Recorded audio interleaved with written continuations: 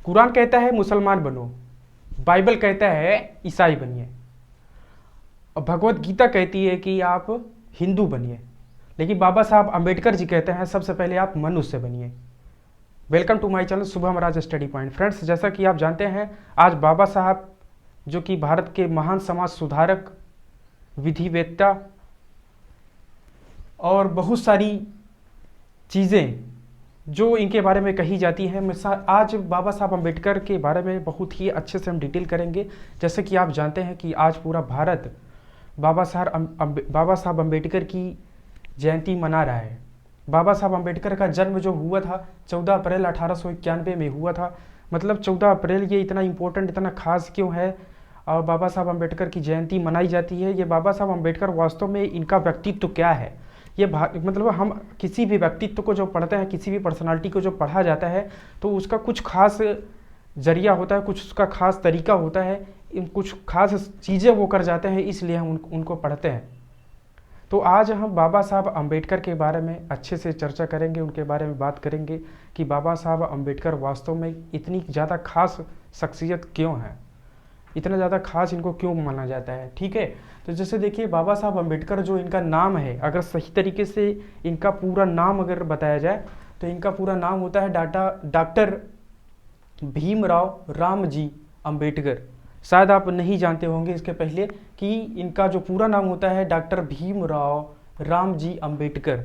और ये जो डॉक्टर भीमराव रामजी अम्बेडकर इनका जो नाम है, ये भीम जो इनका नाम पड़ा, ये इनकी माँ के नाम से आया है।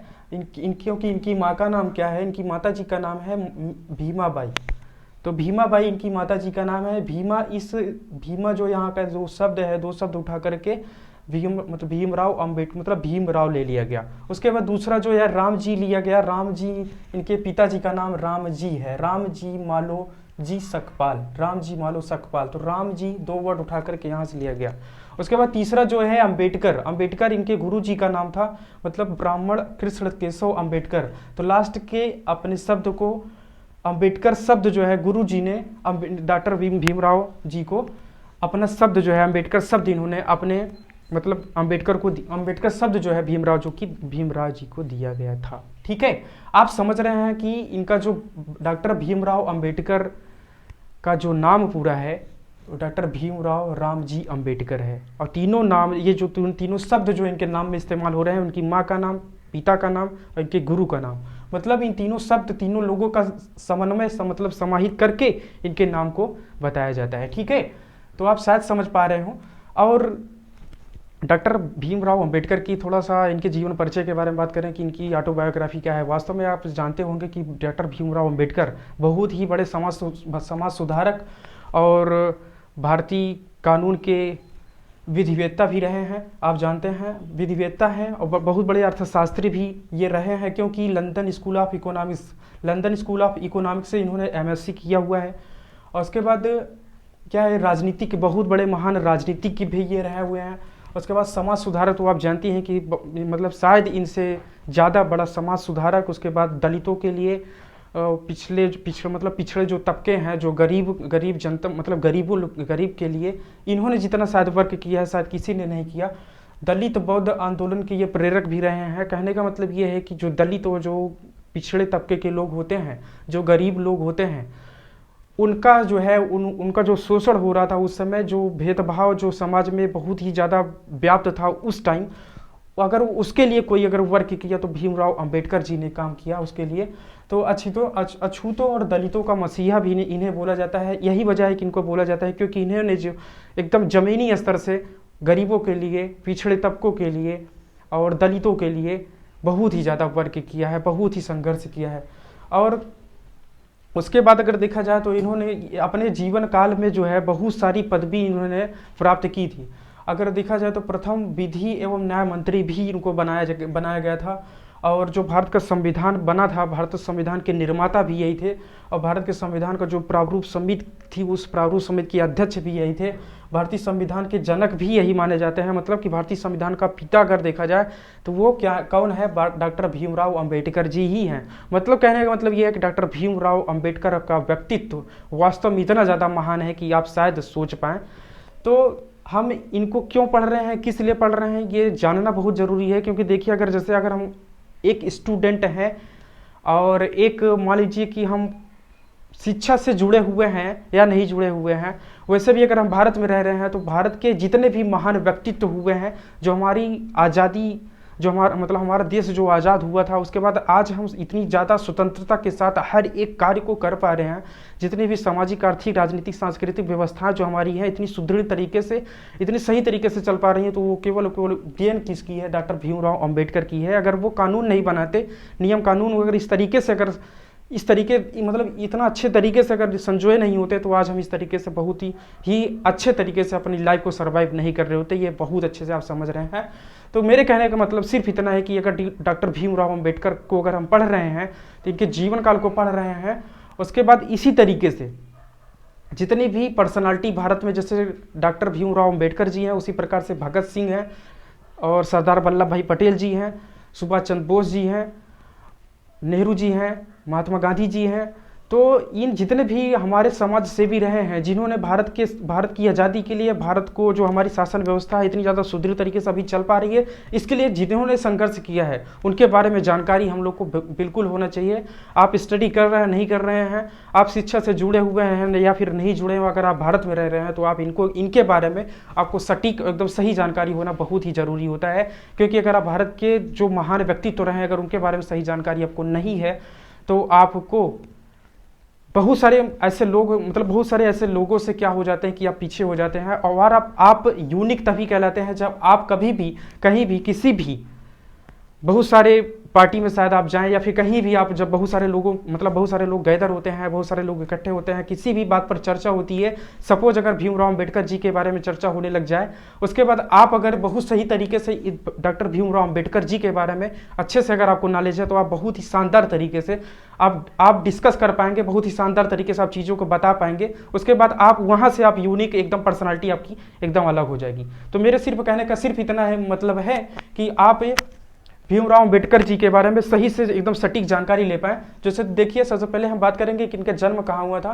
तो डॉक्टर भीमराव अम्बेडकर जी का जन्म जो हुआ था, वो महू नगर में हुआ था, जो कि मध्य प्रदेश में है। ब्रिटिश प्रांत हुआ करता था। तो जब ब्रिटिश प्रांत मध्य प्रांत हुआ, मतलब ब्रिटिश काल में उस समय मध्य प्रांत बोला जाता था, मध्य प्रदेश को। ठीक है, ये आप समझ गए होंगे। उसके बाद अगर पिताजी के नाम की अगर बात की जाए, तो राम जी मालोक जी सकपाल है।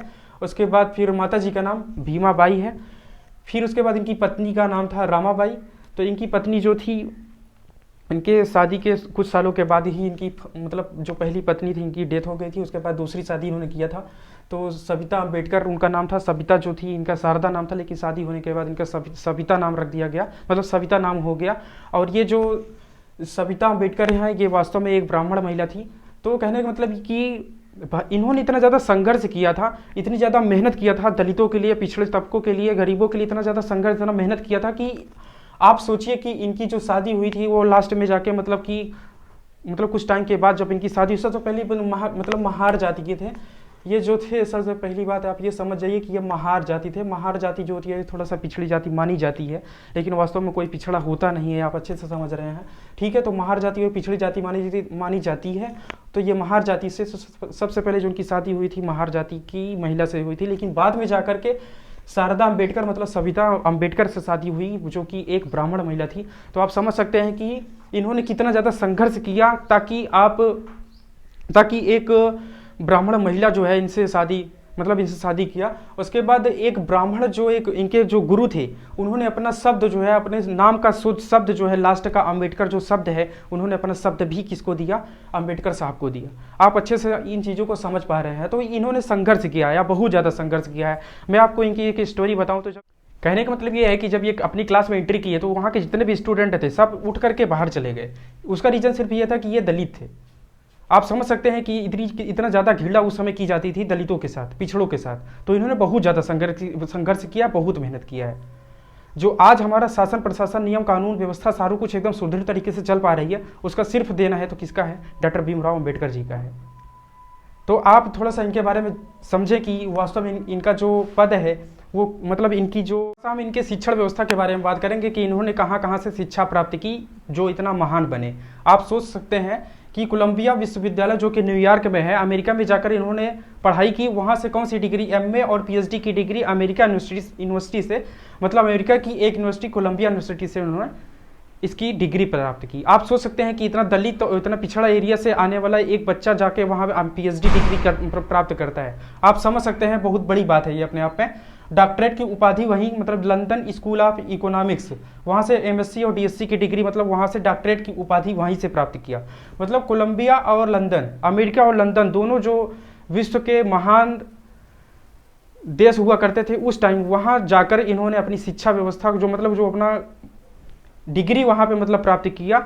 आप समझ सकते हैं कि ये वास्तव में ये कितने ज़्यादा स्किलफुल माइंड थे, आप समझ सकते हैं ये चीज़। उसके बाद देखिए, विधि, अर्थशास्त्र और राजनीति विज्ञान में इन्होंने शोध कार्य भी किया था, विधि, अर्थशास्त्र और राजनीति विज्ञान में। उसके बाद फिर ये एक ग्रेज, क्या है, ग्रेज इन एक यूनिवर्सिटी का नाम है, वहाँ से बैरिस्टर लॉ मतलब कि लॉ की उपाधि भी वहाँ से प्राप्त किया, मतलब लॉ भी किया इन्होंने। आप समझ सकते हैं कि लॉ भी किया। उसके बाद कानून, नियम, सारा सब कुछ पढ़ने के बावजूद इन्होंने एमएससी भी किया, एमए भी किया। आप समझ नहीं सकते कि किस तरीके से स्किलफुल इनका माइंड रहा होगा। उसके बाद देखिए, जब इन्होंने इतनी डिग्रियाँ तो प्राप्त कर लिया, ये इनकी शिक्षा व्यवस्था के बारे में बात हो गई। उसके बाद लास्ट में अगर फाइनली हम देखें तो इन्होंने क्या किया था कि जो दलित समाज था इनका, जो पिछड़ा समाज था, उसके लिए इन्होंने संगठित एक प्रयास किया था। एक बहिष्कृत हितकारिणी सभा इन्होंने संगठित की थी 1920 में।